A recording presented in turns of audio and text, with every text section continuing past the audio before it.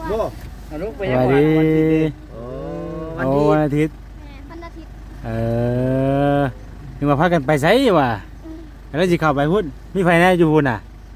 สวัสดีเลยนะแล้วสิเข้าไปพุ่น จ้าเอ เออ ตะตึงตึง ขึ้นทั้งโบสถ์กัน อ๋อโดย โดนเด้อบ่เอ้ยโดนเด้อบ่ ก็ เบิ่งก่อนเนาะ ได้ประมาณ สถานการณ์ 4 โมงครึ่งบ่ 4 โมงครึ่ง อ๋อโอเค เพราะว่าลูกเพิ่นแบบมันให้เด็กน้อยเนาะเพราะว่าก็นิสัยก็เชื่อหั่นแหละ อ๋อ แม่นางว่าเฮาสิลงวัดมันเจ้า แม่นแน่สิใส่เพิ่นกระเป๋านั่นแหละแม่นั่นแหละ เพิ่นไปเข้าวัดเข้าโบสถ์ โอ้โอเคอยากจะพูดอะไรเดี๋ยวไปพุ่นสวัสดีเด้อสวัสดี ป้าโชคดี เอาพี่น้องเนาะตัดภาพมาอีกวันนี้มาแต่เซโปนก็เลยมาพี่เลย มาแต่เซโปนพี่น้องตัดภาพมาอีกวันนี้มาโพอยู่พี่บ้านนี้เนาะผมหันยังเห็นคลิปอยู่เซโปนดูปุ๊บมาอีกวันนี้เลยพี่แล้วละบ่น่ะโอ้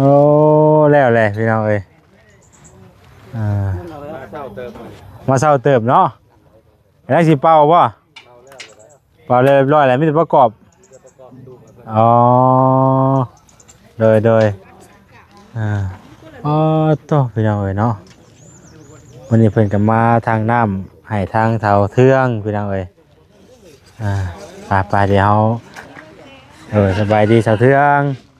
โอ้ได้น้ำในบ้านนี่เนาะหักแล้ว มันจ่อแล้วแหละ มันมาจ่อแต่เช้าพุ่นบ่แต่เช้าโพลองเบิ่งว่าสิเอาแห้งซำใดเนาะ เจาะน้ำเรียบร้อยพี่น้องเอ้ยมีแต่ถ่าอยู่เบิ่งบาดนี้ เจาะอยู่หม่องนั้นเลยเนาะน้ำได้เอามาแต่ใส่มันประมาณประมาณแกมาให้เนาะ เอาโดยเอาดีใจน้ำเด้อสะเทือง เดี๋ยวย่างรอบเบิ่งก่อนพี่น้องเอ้ย จอเรียบร้อยเลยอันน้ำเพิ่นก็ได้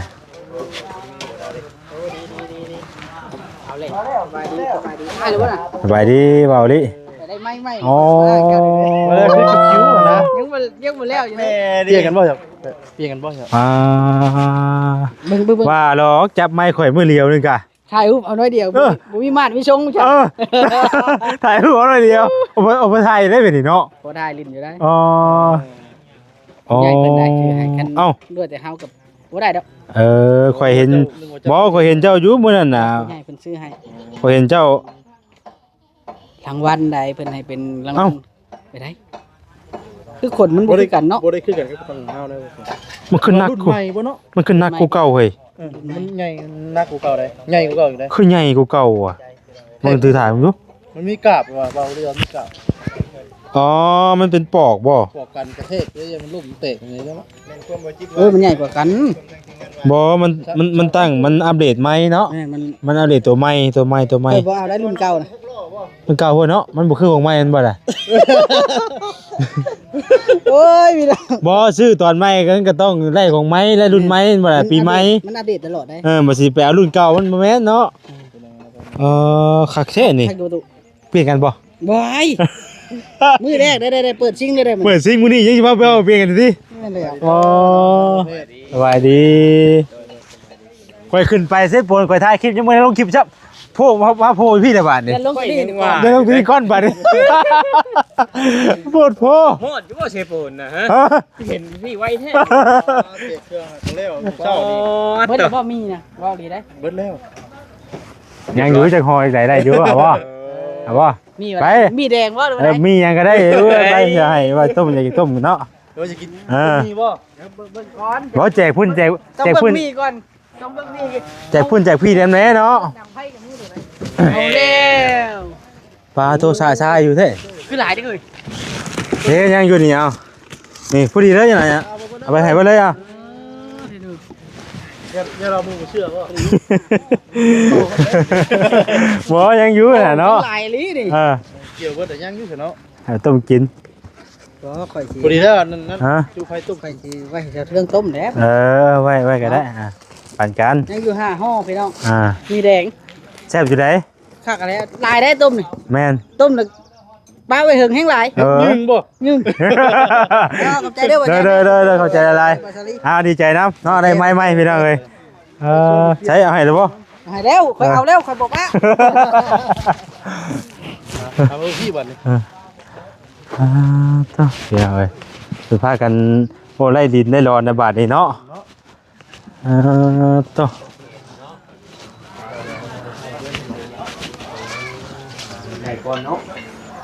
ไปดีเด้อบ่าวเวียง ไปดี โอเค ไวอย่างนี้เนาะนี่ได้ปูนมาหอดพี่ เอ้าจะทำไรจะไว้ทำไรแล้วคลิปข่อยยังไม่ได้ลงเช้า บ่ ยังไม่ได้ตัดลงเช้าหมูลงมาแล้วหมูน่ะตั้งเดือนข่อยรู้มันมีเวลาตัดมันหนึ่งมากับมันตัดไว้บ่ได้มันเห็นไว้บ่ได้เพราะว่ามันเด็กน้อยหลายทำเป็นคลิปแจกเครื่องเด็กน้อยหลายเฮาเห็นไว้บ่ได้มันย่านช่วงปิวพี่น้องเนาะ ไปคุยกับน้องเตเรื่อง อื นี้ เป็นจังไดน้องเตไปเห็น FC คอมเมนต์ เป็นจังได กินนี่บ่ลาวพันหนึง เป็นหนี้บ่ลา1,000เป็นจังไดคือว่าได้เป็นหนี้เป็นสินเพิ่น มือไปแน่เด้มือไปหลิบทางนั้นนะก็เลยมีเงินพันหนึงก็เลยไปยืมน้ำลาวพันหนึง ไปฟังไทยบอก ไปฟังไทย ตอนนั้นผู้เละบอกแล้วแหละว่ายังบ่มีเราให้ก็เข้าใจ ได้บอกเราเลยบ่ นี่ โอ้ยไทยอยู่ใช่พี่น้องเนาะจากหลังจากน้องเพิ่นมาแล้วก็ได้บอกทางอ้ายเพิ่นอยู่เนาะ นี่ เอามาเฮ็ดเฉยเลยนี่ก็ ก็ บ่คือปานใดได้เนาะต้องไปบอกเพิ่นได้ เอา เอายังบ่ได้ยังบ่มีเด้อเด้อเดี๋ยวเฮาได้เฮามีเฮาสิคืนสิใช้เดี๋ยวว่าไปได้พี่น้องเอ้ยมันจะ ต้องหาได้บ่ได้เนาะ แม่น อากาศร้อนมื้อนี้กันพี่น้อง ส่วนเฮ ไรเด้อเนาะ เอ้ยสบายดีสบายดีเด้อ สบายดีพ่อน้องตุ๊กอยู่ทางกินนี่พ่อมันอยู่ กำลังมาบ่ ทางไป กำลังไป เมื่อบ่เมื่อบ้านบ่ บ่ ใช่ก่อนเนาะ มาพ่ออยู่ทางก่อน ว่าสรุปแล้วอัน เนาะ เพิ่นบ่ได้เมื่อบ่บ่ได้เมื่อแล้วว่า ยังบ่ได้มา เอาเพิ่นเป็นหยังอันเมื่อวานนี่เพิ่นเป็นหยังก่อ เจ้าพอดีจอดรถถามเพิ่นบ่ ถามมันแล้วเราไปวัดตัวฉัน โอ้ นะ ใช่ได้มั้ยช็อตเล็ดเจ้า ไล่ช็อตได้นะหั่นกะเดี๋ยวเนาะพี่น้องว่าหยอกว่าแชร์กันไปแล้วเนาะไอ้เด้อจ้ะโอ้ก็บ่ได้หัวเนาะเพิ่นเอาดินเข้ายังอันนั้นน่ะ นี่บ่เพิ่นสิทุมแทนนี่แหละ บ่ฮู้ว่าเพิ่นเป็นหยังติเนาะมีแนวเครียดแล้วเพิ่นจังให้ เพิ่นเป็นหยังก็เอาบ่ฮู้เพิ่นบ่ได้เว้าให้ฟังบ่ซะ ไปนอนพัววันนี้ก่อน กินฮอดครัว กินฮอดผัว แม่น อ๋อเพิ่นกินฮอดผัวเพิ่นนั่นให้มาว่านี่น่ะ ทางโรงเรียนก็ได้เข้ามา บ่เฮาก็เห็นคลิปเนี่ย ให้คุยกันกับพ่อจอยบอกง่ายๆว่าอยาก ก อายให้ ได้เนาะ เป็นย่านว่าน้องคนคิดลายนะบ่จิตเนาะเอาเรื่องกินฮอดครัวแต่ละมื้อแล้วทำมาละให้แบบนี้นะ อ๋อ ยังให้อยู่บ่เด้ยังให้อยู่ ให้ชูมือ ใครซุมือบ่น่ะ 4มื้อได้เนาะ คิดไปหลายอันหลายแนว เอาก็อยากให้อันพ่อจอยมาแบบเคลียร์ให้มันได้ออกแหละแต่พ่อจอยมาหยุดงานบ่ได้บัดนี้น้องเตบ่ช่วงกินยาบ่ อืม ช่วงกินยา เกี่ยวเรื่องหยังบ่เวียง เรื่องน้องซุกนี่นะแต่คือพ่อจอยนะคือบ่อยากให้เมื่อปานใด อืม ไม่ได้เว้ากันนี่ไปจับใหญ่มา ต้อ เว้าง อยากเว้ากันก่อนต้องเว้ากันกันเมื่อ จนในอารมณ์กันนะแม่นบ่แต่ว่าในเรื่องน้องตุ๊กกับผัวนี่คือถือว่าได้ว่ากันข้างในแล้ววันนี้มันขึ้นอยู่กับผู้ใหญ่บัดนี้เนาะถือว่า บ่ได้คุยกันแล้วกับมันน้องตุ๊กกับผัวได้คุยกันแล้ว คุยแต่เรื่องมื้อนั้นได้แม่นบ่ บ่ได้ติดต่อหากันเลยว่าแต่ว่านี่ เรียนกันคุยกันเลย บ่ฮู้ข่าวเลยเนาะ ฮู้ข่าว อืม นั่นแหละเนาะบัดนี้น่ะต้องถามทางพ่อจอยมาแล้วก็ไปคุยกับทาง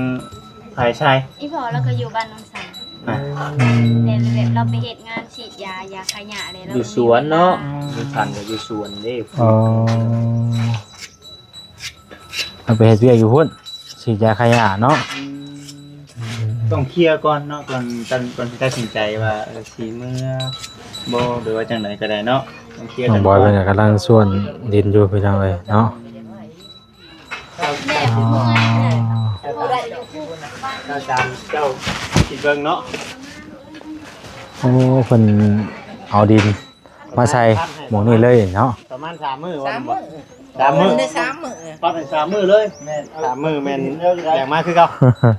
ถ้าว่าเพิ่นเมื่อนะเนาะบ่ได้น้องตุ๊กพี่น้องเอ้ยเนาะ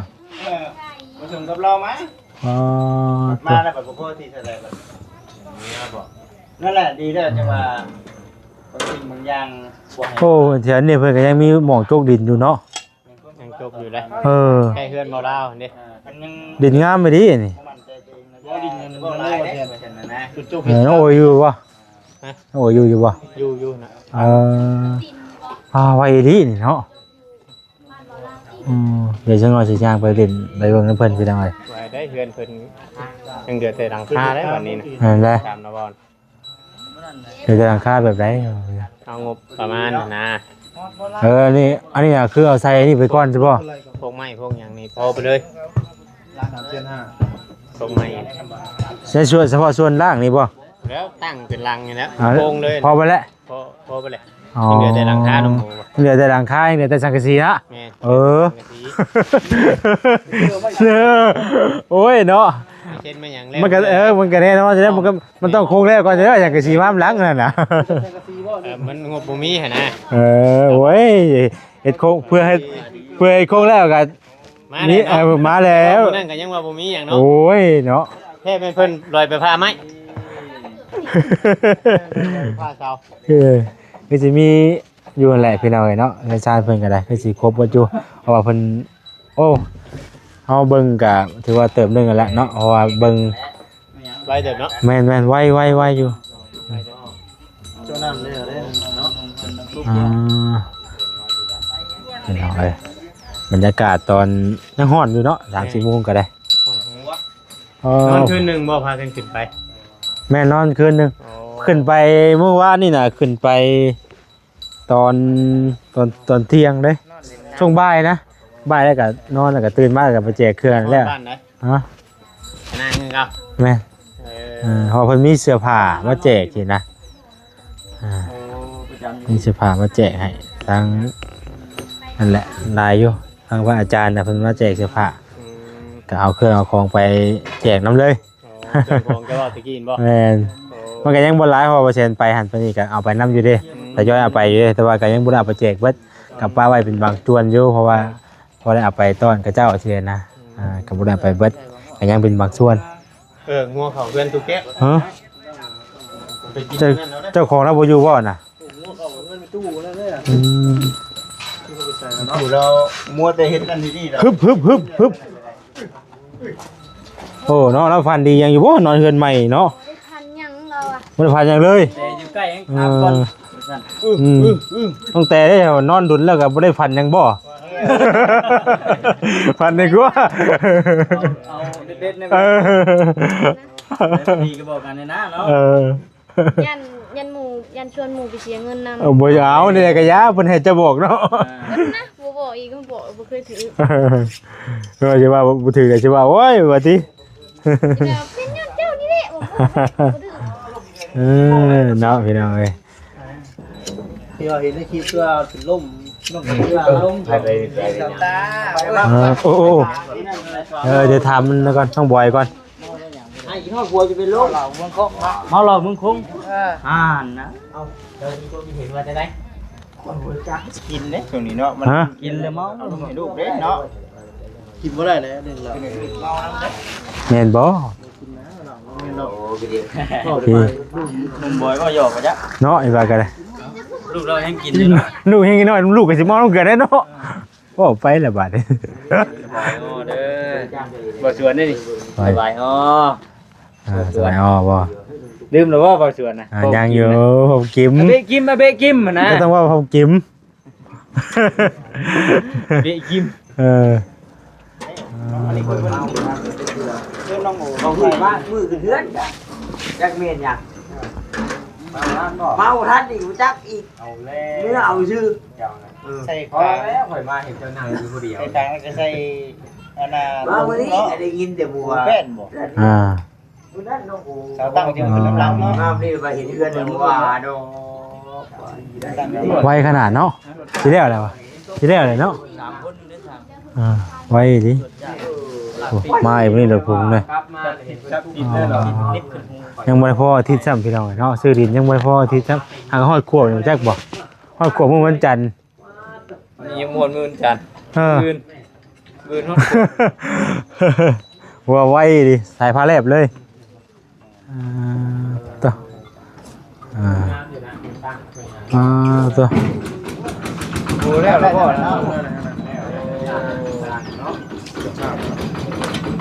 แสดงว่าแถวนี้กับชาแถวนี้ได้มาอะไรกันเนาะพอดีได้มันเป็นมันค่อยจะได้มองนี่อะไรบ่พี่จิ๋วไม่เจอเนาะ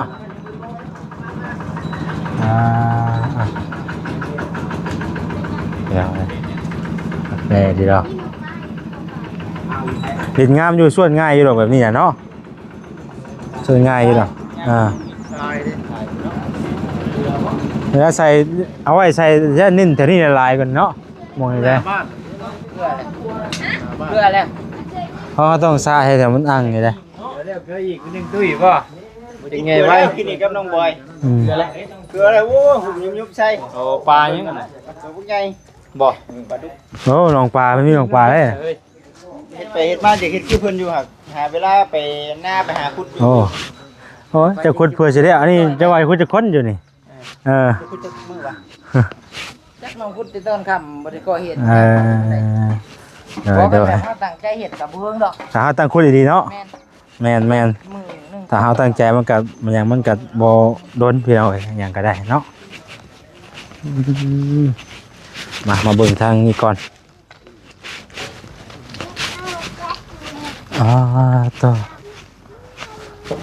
ประกอบแล้วบาดนี้เนาะทางนี้ก็ตัดได้พี่น้องถือว่าแล้วแต่เว้นมื้อนี้เนาะ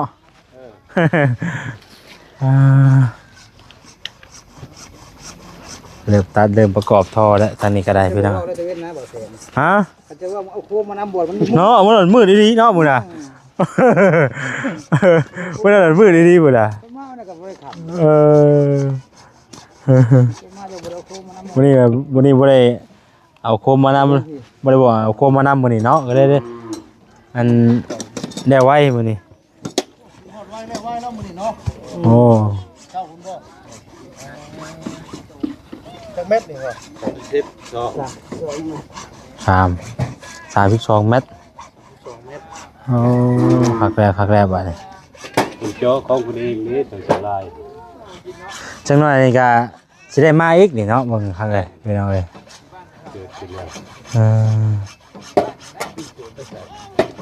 เดี๋ยวน้องโอก็ยังบ่ทันมีเนาะเด้นี่หลังตั้งเท้าแล้วยังบ่ได้มีน้ำได้หาของเพิ่นจ้ะหายังบ่ทันมีงูแล้วบ่ซื้อบ่แซงก็ได้ผมว่าไปก่อนซื้อนะคิดว่านะคิดว่าแต่ว่ามีก็คือสิแม่นตัวนี้บัดนี้นะต่อไปนะโอ้แม่ครับมีงบเพราะว่าเฮือนแล้วก็ปลูกขึ้นแล้วยังเหลือแต่เริ่มเฮ็ดโครงให้หยังอีกเด้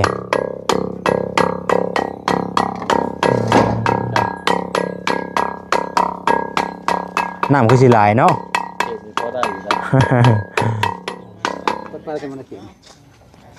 ถือว่าบ่ยากปานใดเนาะบางหม่องก็ยากเนาะตัวนี้น้ำยังเดือไปน้องเอ้ยคักยมต้มมาแล้ว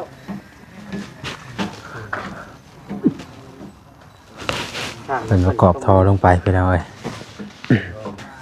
มีแต่ประมาณนี้แหละพี่น้องเนาะทางวัดแสงกะ